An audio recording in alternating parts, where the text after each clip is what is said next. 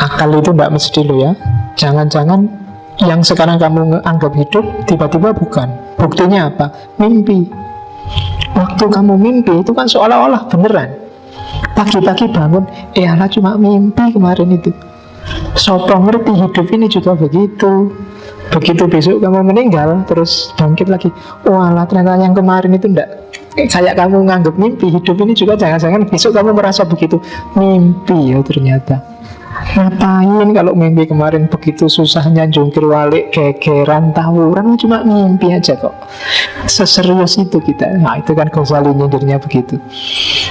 Jadi ya makanya hidup ini kematian, katanya Siti Jenar. Jangan dianggap terlalu serius. Apapun yang terjadi, baik kenikmatan atau kesedihan.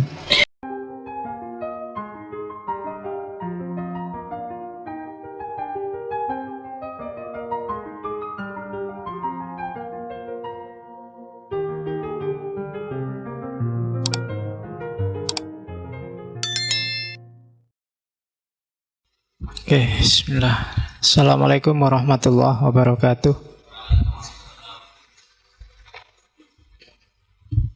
Bismillahirrahmanirrahim. Alhamdulillahirabbil alamin. Wa bihi nasta'inu ala umurid dunya waddin. Allahumma shalli wa sallim wa barik ala habibina wa syafi'ina sayyidina wa maulana Muhammadin wa ala alihi wa ashabihi wa ala manittaba'ahu huda ila yaumiddin. Amma ba'du. Bismillah, kita lanjutkan ngaji filsafat kita. Malam ini kita ketemu Syekh Siti Jenar. Ya, malam ini kita nukil sedikit saja ajaran-ajarannya Syekh Siti Jenar dengan kapasitas kita yang juga sedikit. Jadi sak nyampe ya kan. Jadi Siti Jenar itu semacam sawah yang luas. Sayangnya kita tidak punya traktor, kita punyanya ya cangkul tapi kecil lagi. Jadi saindu malam ini ya. Kalau mau tuntas pikirannya Siti Jenar juga agak berat. Di samping waktunya terbatas, yang ngaji dan di ngaji juga kapasitasnya terbatas. Oke, jadi harus itu. Terus Syekh Siti Jenar ini sangat terkenal memang karena kontroversinya dan juga gerakan sosial yang dia lakukan zaman itu. Saya menyebutnya gerakan sosial karena kalau dari aspek pemikiran, sebelum Syekh Siti Jenar banyak yang punya gagasan-gagasan mirip Syekh Siti Jenar. Bahkan beberapa wali songo, menurut catatan saya, Sunan Bonang, Sunan Giri, bahkan Sunan Kalijogo, itu ajaran-ajarannya juga mirip-mirip kalau ditelaah secara serius. Hanya saja mungkin ada beberapa yang kalau di buku-buku itu, di sidangnya para wali itu, kesalahannya Syekh Siti Jenar adalah sama kayak Al-Hallaj kemarin, bongkar rahasia yang harusnya untuk orang-orang khawas disampaikan begitu saja pada orang-orang awam. Nah, problemnya di situ. Makanya nanti kalau ada yang tanya, ngaji Syekh Siti Jenar kok cuma isinya itu Pak Luyo, audiennya belum nyampe, makomnya belum khawas. Daripada saya dituduh menyebarkan ajaran sesat kan ya, jadi kita main aman. Oke, catatan pertama itu Syekh Siti Jenar ini termasuk grupnya para penyebar Islam di Indonesia yang awalnya sumbernya dari Gujarat, India. Gujarat ini bau Islamnya agak cenderung Persian, agak cenderung Syiah. Jadi kalau dirunut dari sejarah, jadi ada seorang mursyid thariqah di Gujarat, Tarekat Satariyah, namanya Syekh Abdullah Hanuddin. Saya ambil satu pengetahuan, wong ini ngaji filsafat ya. Jadi tentang pengetahuan, Syekh Siti Jenar mirip kayak Ghazali. Dia tidak percaya panca indera sama akal. Jadi panca indera sama akal itu bisa menipu. Apalagi panca indera. Yang kelihatan bagus bisa jelek, yang kelihatan jelek bisa bagus. Oke, panca indera itu misalnya minum. Ini kan rasanya manis.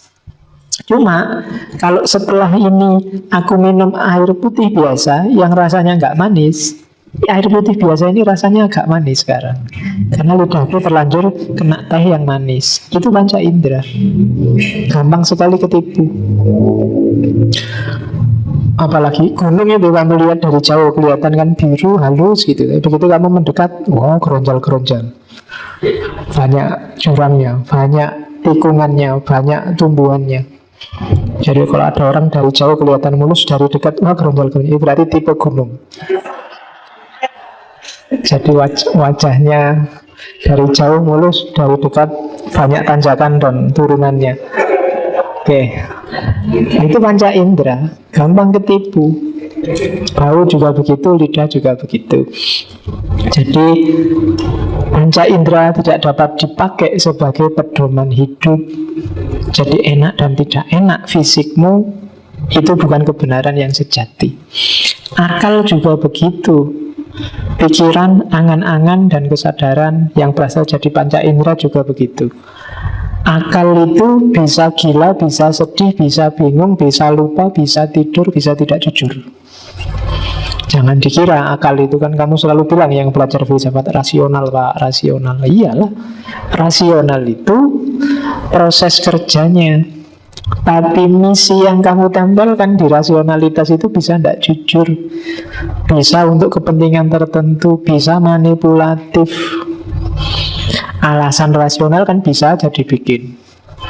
Misalnya kamu sama pacarmu berdua nginep di hotel semalam aja nggak lama-lama.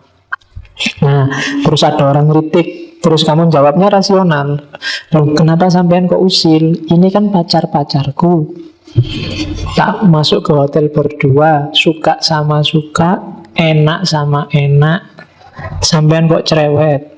Tidak ada hubungannya sama hidup sampean toh? Kalau seandainya ada resikonya apa, resiko jelek apa, kan kita siap nanggung-nanggung sendiri. Sampai ndak usah usil deh. Lo itu kan rasional. Yang aku pakai narkoba ya tak pakai sendiri, beli pakai uangku sendiri, mabukku sendiri, ngapain yang lain kok usil? Akal kan itu. Gitu loh. Jadi jangan terlalu percaya sama akal. Akal bisa manipulatif. Oke. Termasuk nas yang dimanipulasi. Karena nas itu kan nggak bunyi. Yang membunyikan nas itu kan akal.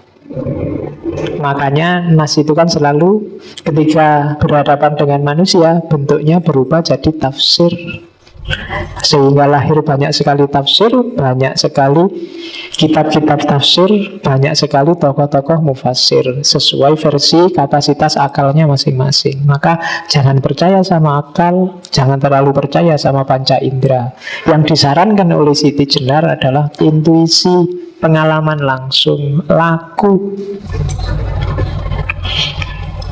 Jalani, rasakan sendiri. Kalau bahasanya Nabi Muhammad, ya tanyakan hatimu deh, benar dan salah. Kalau ditanyakan akal, ya yang sesuai kecenderunganmu pasti kamu anggap benar. Tapi coba deh, hatimu ditanyain, pengalaman nyatamu, faktualmu ditanyakan, intuisimu disuruh tajam. Ya biasa, ini epistemologi yang ada di hampir semua sufi. Jadi epistemologi intuisi. Kapan-kapan kita dalami itu. Yang selanjutnya, kehidupan. Bagi Siti Jenar, Hidup ini hakikatnya mati, seperti saya bilang tadi. Jadi dibalik. Jadi hidup inilah kematian, dan justru setelah kita mati, itulah hidup yang sejati. Jadi maka manusia itu bangkai yang berjalan. Tidak usah terlalu kamu berarti urusan hidup dunia ini. Wong ini urusan mati kok. Tidak penting, kamu tidak harus galau hanya karena dunia. Tidak punya uang biasa, tidak punya pacar, apalagi. Tidak harus galau.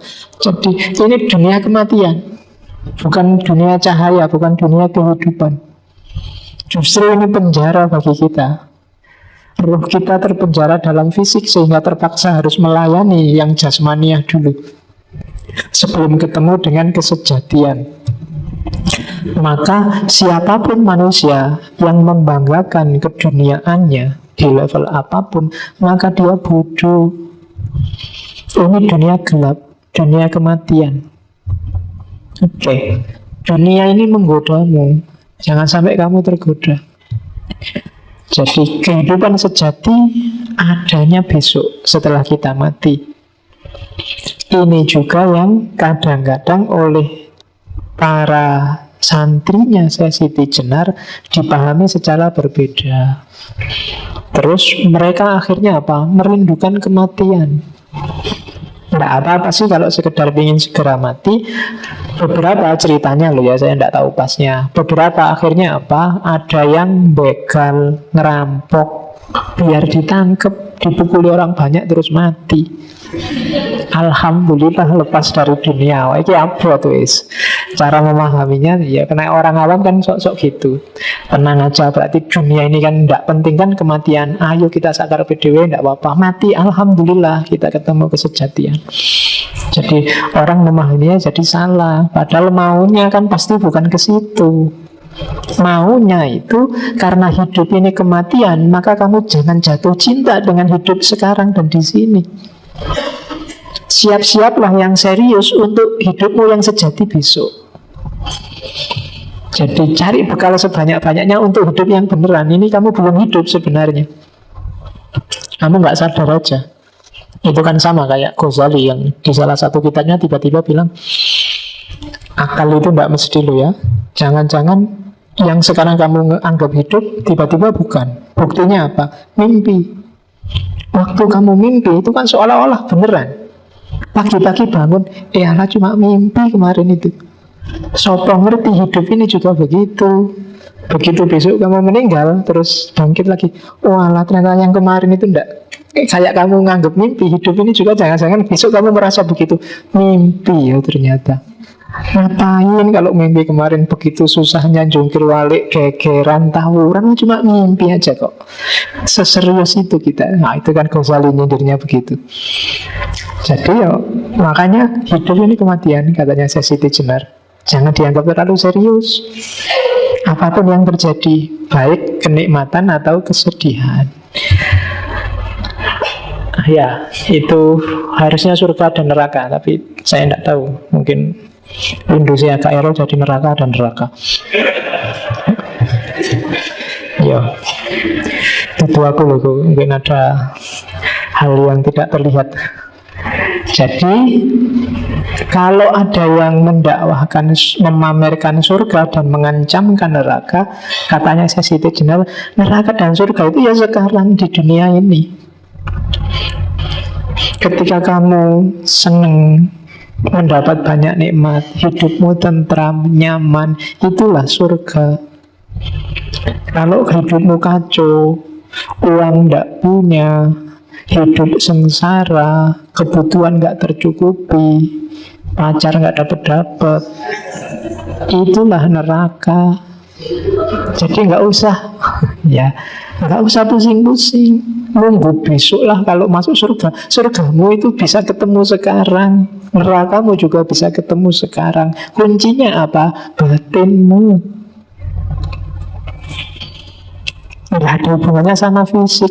Ada loh yang nggak punya apa-apa, apalagi mikir pacar buat makan aja dia, tapi batinnya tenang. Itulah surga. Tapi ada yuk pacare wis ayu, duwite akeh, kebutuhan semua terpenuhi, IP juga 4,5 misalnya. Tapi sumpah terus, pengen inilah, pengen itulah, nggak ada habisnya. Itu neraka. Kamu tersiksa mati-matian. Jadi katanya Siti Jenar, enggak, surga dan neraka itu di dunia ini, bukan besok.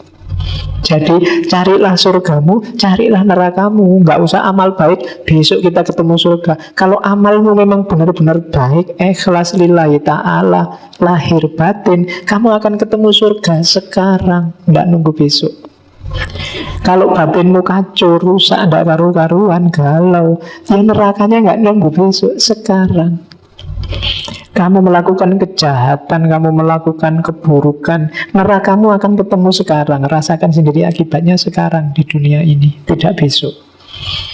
Jadi surga dan neraka versinya saya Siti Jenar itu nggak nunggu besok. Enak dan senang yang sifatnya fisik seperti digambarkan dalam nas-nas tentang surga dan neraka itu bukan besok. Kalau di akhirat fisik nggak terlalu urgent, dunianya sudah beda. Jadi surga neraka yang digambarkan agak vulgar di Al-Quran itu kan isinya kenikmatan duniawi, makan makanan, bidadari, itu kan sebenarnya kenikmatan duniawi yang sekarang juga bisa kita dapatkan. Kalau uangmu banyak, kamu ke hotel bintang 5, itu ya mirip-mirip gitu aja, butuh apa-apa datang. Bidadari sak kapoke kalau uangmu cukup. Kamu mau pesen berapa, gonta-ganti semalam 7 kali juga bisa. Gambarannya kan mirip kayak gitu. Maka bagi saya Siti Jenar enggak nunggu masa di akhirat kayak begitu. Itu semacam pancingan. Setiap muslim tetap rumusnya inna lillahi wa inna ilaihi, dari Allah menuju Allah. Untuk level tertentu memang surga dan neraka penting untuk mengarahkan hidup. Sama kayak anak kecil tadi, biar mau sholat dikasih hadiah, nanti kalau sholatnya lengkap bisa hafal Quran, tak kasih gini loh.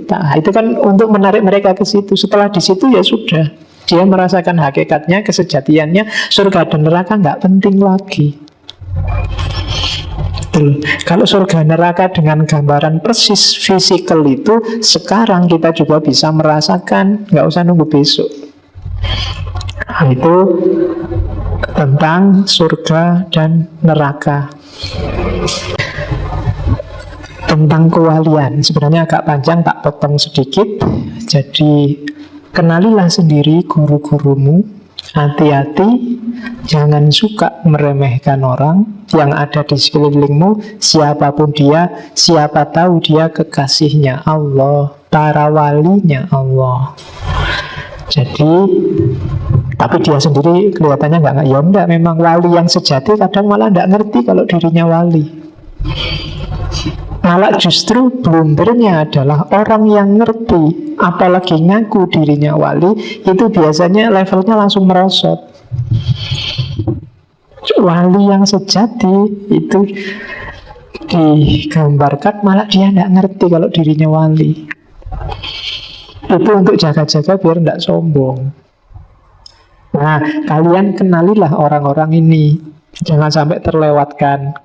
Katanya Siti Jenar, sebenarnya paragrafnya panjang, tak potong sedikit. Kekasih Allah itu bawa cahaya. Jika ia berada di kejauhan, kelihatan sekali terangnya. Namun jika cahaya itu didekatkan ke mata, mata kita akan silau dan tidak bisa melihatnya dengan jelas. Semakin dekat cahaya itu ke mata kita, maka semakin mata kita buta, tidak bisa melihatnya. Engkau bisa melihat cahaya kewalian pada diri seseorang yang jauh darimu, namun engkau tidak bisa melihat cahaya kewalian yang memancar dari diri orang-orang yang terdekat denganmu.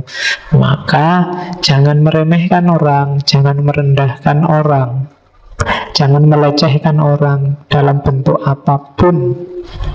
Karena selain bahwa jangan-jangan dia wali, jangan-jangan dia dicintai Allah, juga aktivitasmu melecehkan dan meremehkan orang itu menunjukkan kesombongan, menunjukkan kamu memposisikan dirimu sebagai Tuhan baru.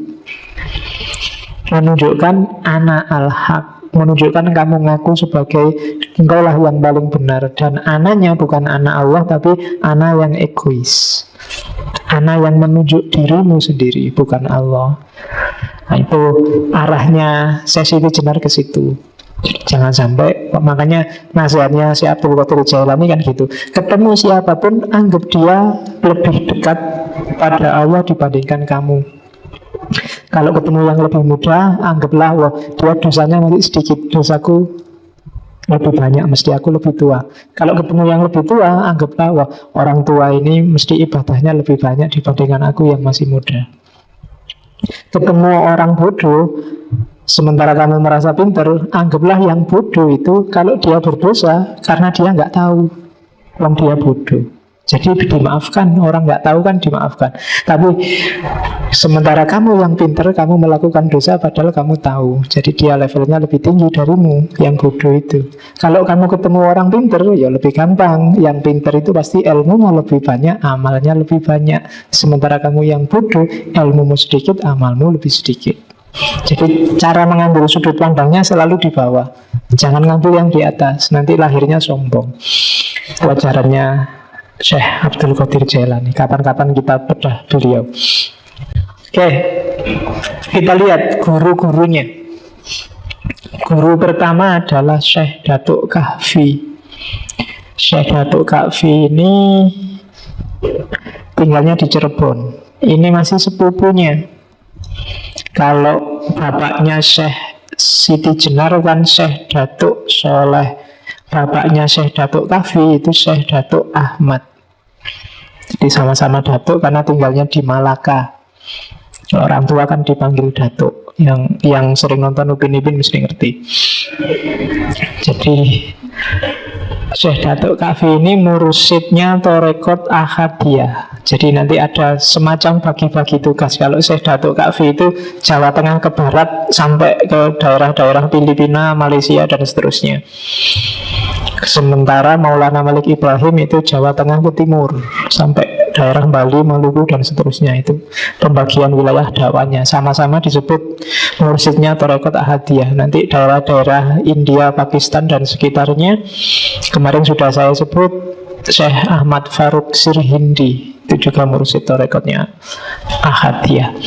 Satu lagi ada yang namanya Syekh Ahmad Bilali, itu dari Muhammad Al-Bilali, itu dari daerah Hijaz dan sekitarnya, Arab Saudi dan sekitarnya. Itu bagi-bagi dakwahnya zaman itu. Karena di Asia kan Islam di daerah-daerah tertentu belum tersebar. Jadi guru pertamanya San Ali, Syekh Siti Jenar itu Syekh Datuk Kahfi. Dari beliau Siti Jenar belajar banyak, khususnya untuk dasar-dasar ilmu keislaman. Terus setelah dari Syekh Datuk Kahfi sempat juga nanti belajar pada Arya Damar. Arya Damar zaman ini sudah tua. Arya Damar itu bapak tirinya Raden Patah. Aslinya Cina. Arya Damar ini muridnya Syekh Ibrahim Samarqandi. Di hari tuanya dia jadi sufi. Ada yang beberapa penelitian menyebut Arya Damar itu nanti yang menguasai kerajaan di sana Palembang. Antara lain namanya adalah Aditya Warman pada zamannya. Nama Cinanya adalah Xuan Liong, naga emas. Dan di hari tuanya dia jadi sufi. Dari Arya Damar ini nanti Syekh Siti Jenar belajar tentang Nur Muhammad.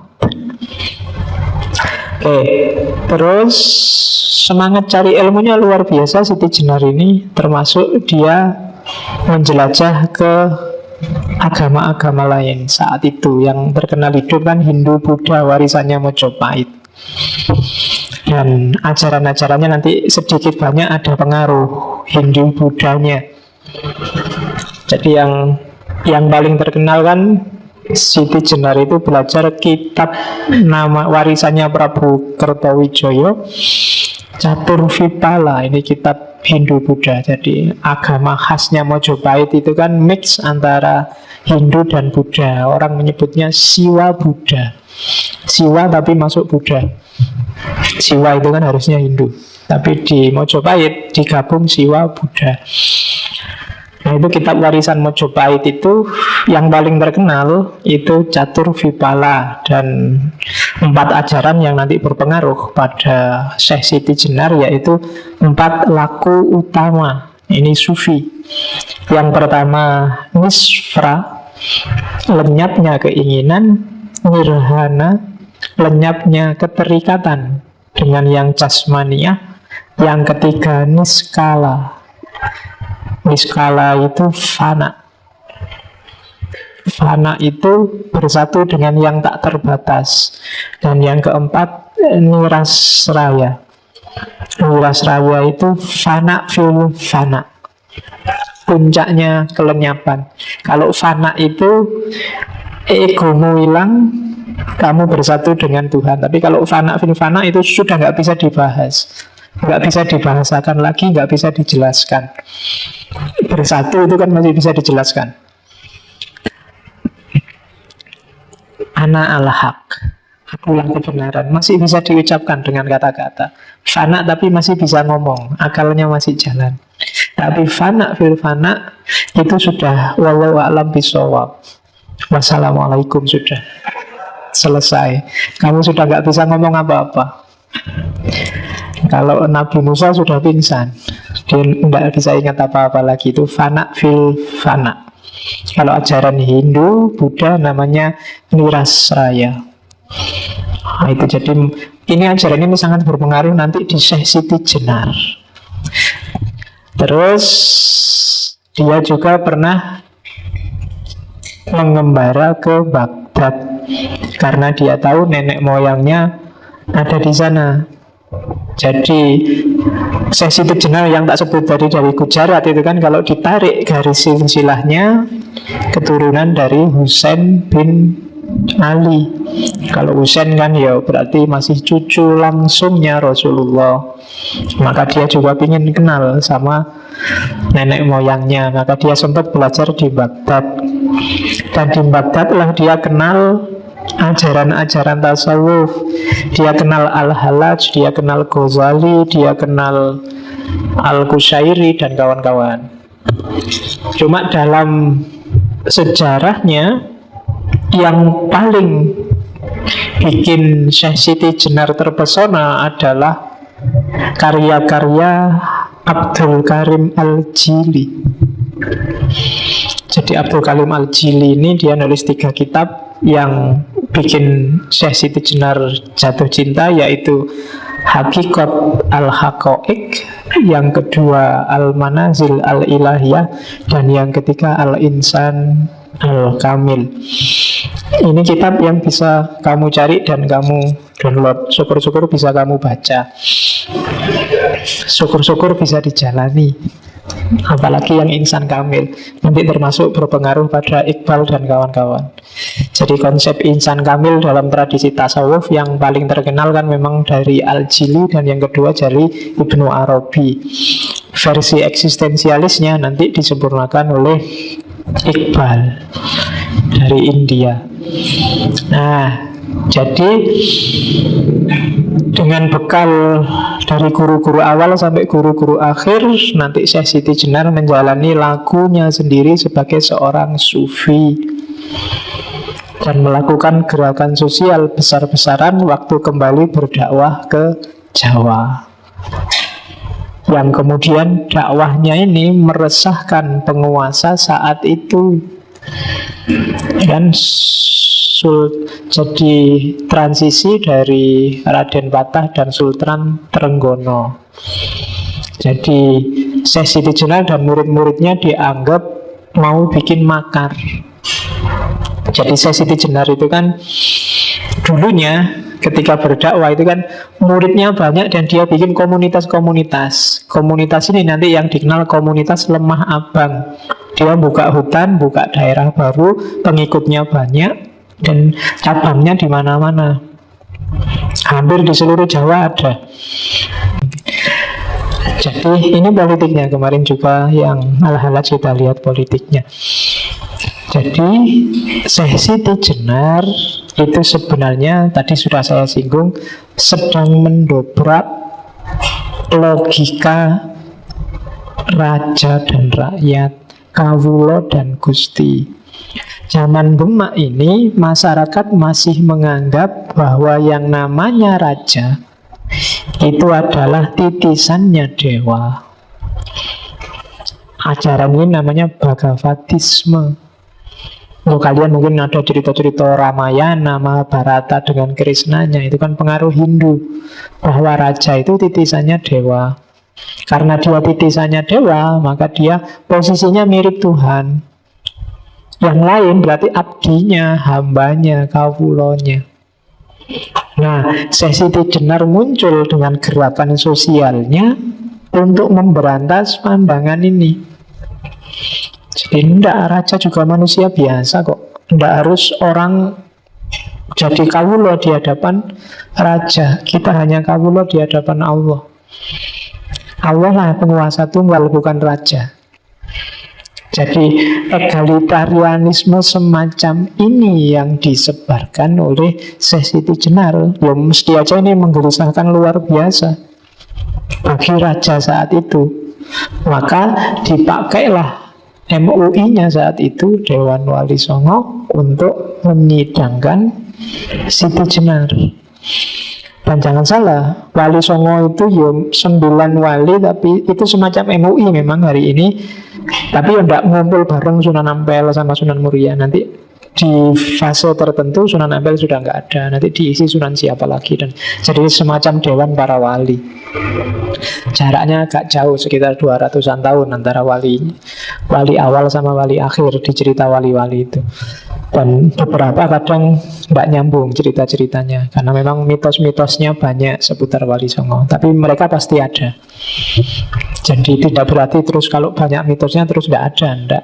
Mereka pasti ada. Buktinya apa? Jawa yang hampir 100% Islam. Itu kan, Islam itu masuk ke Indonesia sekitar abad ke-7, tapi sampai sekitar abad ke-12 jumlah umat Islam tidak ada 10%-nya. Nanti sekitar abad 12 itu baru datang para wali ini. Tidak ada satu abad setelah itu hampir semua orang Jawa jadi Muslim. Itu bukti suksesnya dakwahnya Wali Songo. Ya meskipun intrik-intrik politik kecil pasti terjadi. Jadi Syekh Siti Jenar ini masuk di kritik pada kerajaan. Jadi maka ya tidak heran terus dia dibenci oleh raja. Dipanggil menghadap pun dia tidak mau. Karena bagi dia yang bisa manggil aku ya hanya Allah. Belum aku sendiri nih ya Allah malah dipanggil, gimana? Nah itu yang ada di Syekh Siti Jenar. Maka dia terus dianggap makar. Akhirnya dia tidak dipanggil tapi didatangkan ke sana para wali. Sampai kemudian Sunan Bonang yang datang langsung menjemput. Dan nama Syekh Siti Jenar mulai populer ketika Sunan Bonang memperkenalkan beliau ini loh, Syekh Siti Jenar. Nama Siti Jenar diperkenalkan di depan para wali. Meskipun di sidang pertama itu sebenarnya nggak langsung dieksekusi, dikasih masukan, cobalah nggak usah gitu lagi, kasihan masyarakat yang masih awam dan seterusnya. Itu masih ada jangka waktu setahun sebelum dieksekusi. Di jangka waktu setahun ini Sunan Kalijogo yang disuruh ngawasi. Nanti mungkin ada yang pernah lihat filmnya Syekh Siti Jenar Sunan Kalijogo. Meskipun dramatisasinya banyak, tapi ilmunya sebenarnya agak mirip Sunan Kalijogo sama Siti Jenar ini. Meskipun kemasannya agak berbeda. Sunan Kalijogo lebih halus, pakai media budaya. Sementara Syekh Siti Jenar agak frontal. Itu yang bikin banyak awam salah paham. Tapi kandungan ajarannya kalau diteliti sebenarnya nggak jauh. Dan setahun itu terjadi banyak diskusi, banyak adu pendapat antara Siti Jenar sama Sunan Kalijogo. Oke, terus ini terakhir. Kenapa kemudian banyak sekali mitos-mitos yang jelek-jelek justru muncul ke permukaan?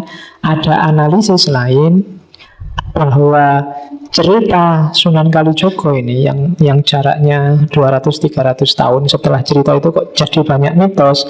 Itu ada analisis bahwa cerita ini, cerita Syekh Siti Jenar yang dieksekusi itu dipakai oleh Sultan Agung untuk membangkitkan moral pasukannya. Jadi kan Syekh Siti Jenar itu terahnya, jadi murid-murid besarnya yang tadi Ki Ageng Pengging sampai Joko Tingkir dan keturunannya itu kan nanti dilanjutkan di Mataram Islam yang sekarang jadi Jogja dan Solo itu. Nah, jalannya kan zaman Sultan Agung. Nah, zaman Sultan Agung untuk menyebarkan kekuasaan itu kan menyerang daerah-daerah Surabaya, Pasuruan itu kan diserang untuk ditaklukkan. Sebagian besar daerah-daerah ini adalah miliknya para wali, Giri, Tuban dan lain-lain itu kan daerah-daerahnya para wali. Para prajurit ini kan Muslim juga semua, cuma yo agak gimana kalau harus bertarung sama saudaranya sesama Muslim, apalagi tempatnya para wali. Nah, untuk membangkitkan semangat biar mau bertarung ini, cerita-cerita mitos tentang tentang Syekh Siti Jenar yang dieksekusi, yang diganti anjing dan macam-macam diangkat. Dengan cerita ini pasukan Mataram yang pedalaman ini kan agak panas ini. Wah, sunanku diginiin, ini guru-guruku diginiin, kurang ajar wali-wali itu memang. Semangat bertarungnya bangkit. Maka mereka siap untuk tarung meluaskan wilayah jajahannya Mataram saat itu. Jadi ada analisis semacam itu, dan itu ya masuk akal saja. Karena politik itu kan memang caranya selalu begitu. Ya kayak gimana Orde Baru memanfaatkan mitos PKI, gimana zaman Soekarno memanfaatkan mitos revolusi dan yang sejenisnya, gimana zaman reformasi memanfaatkan mitos demokrasi dan yang macam-macam. Mitosnya banyak. Jadi kadang-kadang yang masuk ke memori masyarakat itu yang mitos-mitos, bukan yang ajarannya. Maka yang ada di kepalamu Syekh Siti Jenar itu kan kebanyakan cerita-cerita mitosnya, mulai dari cacing lah, mulai dari dibunuh diganti anjing lah, mulai yang itu. Sementara ajaran-ajaran bagus tadi tidak muncul, sehingga orang cepat menganggapnya pokoknya dia sesat, alirannya Al-Hallaj, ngaku Tuhan, titik. Nah, itu yang terjadi di kita selama ini. Jadi yang jelas ceritanya agak mirip dengan Al-Hallaj. Beliau dieksekusi, entah kemudian memilih kematiannya sendiri kayak di bukunya Pak Munir itu, atau dieksekusi, atau mungkin ada jalan lain. Tapi yang jelas dia harus berkorban demi ilmunya, demi ajarannya. Sama kayak Al-Hallaj, sama kayak Socrates. Termasuk demi besok Hipatia, dia demi ajaran-ajaran neoplatoniknya sehingga dianggap murtad. Oke, terus sholat. Ini juga dikritik habis-habisan oleh Syekh Siti Jenar. Sholat kita selama ini sholat fisik masihan. Nanti Syekh Siti Jenar punya dua konsep sholat. Yang pertama sholat tarek, yang kedua sholat daim. Jadi sholat tarek itu ya sholat kita sehari-hari, sholat 5 waktu itu. Jadi sholat yang kita lakukan sesuai syariat, itu namanya sholat tarek. Iya, harus kita lakukan sesuai makom kita. Cuma ini sholat yang beneran. Tujuannya sholat ya melepaskan kita dari dunia kematian, dunia fisik, dunia jasmania. Makanya di Al-Quran kan ada as-sholat itu tanha anil fahsya wal mungkar. Segala yang kotor dan keji termasuk dunia fisik itu akan mencegah kita karena sholat. Jadi sholat tarek itu bukan sholat olahraga yang kita lakukan tiap hari itu, tapi sholat yang hakikatnya kena. Kalau sholat kita semacam ini, kita akan terbebas dari alam kematian, alam duniawi. Kalau kita sudah bebas dari alam duniawi ini, kita nggak terikat lagi oleh dunia, kita akan masuk ke level sholat yang lebih atas, yaitu sholat daim. Sholat daim itu batin kita selalu dalam posisi dan kondisi sholat, kapanpun dan dimanapun. Jadi iya, fisiknya sholat, syariatnya memang ada, tapi intinya sholat kan tidak sholat untuk sholat. Nah, kalau sholat kita bagus, kita akan masuk jenjang sholat lebih tinggi. Jadi kita akan tanda anil fasa wal mungkar terus, karena sholat kita sholat daim, bukan sholat di masjid jamaah terus pulang kembali ke asal. Kan kita sering gitu. Sekaya biasa nih, jamaah sih jamaah, tapi yo keluar dari masjid aslinya kelihatan, sandal hilang. Ya, kan gitu. Sholat sih rajin, tapi korupsi juga rajin, tidak apa-apa, dosa kecil. Nanti rontok sendiri kan gitu kamu. Pacaran jalan terus, kemudian maksiat jalan, dosa kecil, nanti dengan sholat rontok. Tidak mungkin sholatmu naik level kalau kayak gini. Sholatmu ada yang salah. Jadi maka Al-Quran itu nggak nyuruh kamu melakukan sholat kan, tapi menegakkan sholat. Menegakkan sholat itu berarti apa? Hidupmu harus tegak dengan dan karena sholat. Ini yang agak berat sebenarnya. Selama ini kita masih menjalankan sholat. Itu yang bikin saya Siti Jenar ketawa. Diketawain bareng-bareng sama murid-muridnya. Kalau bisa kita naik sampai level sholat daim. Sholat daim itu batin kita selalu dalam posisi sujud, dalam posisi sholat. Sholat itu kan kita merasa berhadapan sama Allah. Dalam sholat daim berarti batin kita selalu ada Allah di situ yang kita sujudi dalam kondisi apapun kita. Nah, ini yang agak berat. Tidak gampang. Kamu ngaji, kamu sebenarnya duduk tapi batinmu selalu sujud pada Allah. Allah selalu ada di hadapanmu. Pikiranmu selalu tunduk padanya. Itu sholat daim. Ini yang agak berat. Yang ini, ajaran ini kadang-kadang disalahpahami. Ada juga beberapa muridnya saya Siti Jenar yang masih awam terus menafsirkannya berarti sholat syariat itu tidak penting. Sing penting sholat daim. Itu nanti ada beberapa di ajaran Islam kejawen. Oke. Ini pandangannya selanjutnya. Syukur kalau saya sampai tiba di alam kehidupan yang sejati. Jadi ini kan ketika saya Siti Jenar diancam, sudahlah kalau kamu terus-terusan ajaran kayak gini kamu sebarkan, ya resikonya kamu akan dihukum. Eksekusinya ya mesti mati karena kamu dianggap murtad, ajaranmu keluar dari mainstream. Jawabannya saya Siti Jenar, ya syukur kalau saya sampai tiba di alam kehidupan sejati.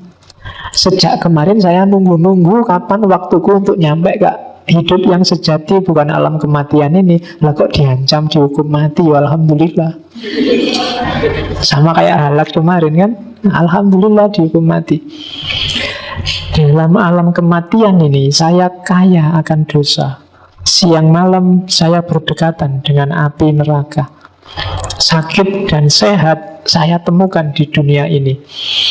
Lain halnya apabila saya sudah lepas dari alam kematian ini, saya akan hidup sempurna, langgeng, tiada ini itu lagi. Jadi diancam hukuman mati ya berani, tidak takut sama sekali. Apa sih hukuman mati itu? Justru itu yang sejak kemarin tak tunggu-tunggu. Masuk wali bunuh diri ora pantes. Tapi nek dihukum mati, ayo, tidak takut sama sekali. Ya, seminggu lalu saya bilang kan bahwa aulia Allah, inna aulia Allah itu la khaufun alaihim wa lahum yahzanun. Enggak sedih, enggak takut. Wong cuma hukuman mati, apa susahnya? Tidak akan nyewa pengacara, biar aja. Ya kan, padahal kalau dia mau, muridnya banyak, yang pejabat juga banyak.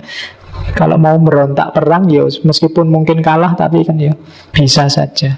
Tapi kan enggak. Komunitasnya tadi kan mulai ujung Jawa bagian barat sampai Banyuwangi, Jawa bagian paling ujung timur, sudah ada komunitasnya. Kalau itu disuruh bergerak itu sudah luar biasa, tapi kan enggak. Ngapain sih sibuk banget di dunia, wong dunia ini alam kematian.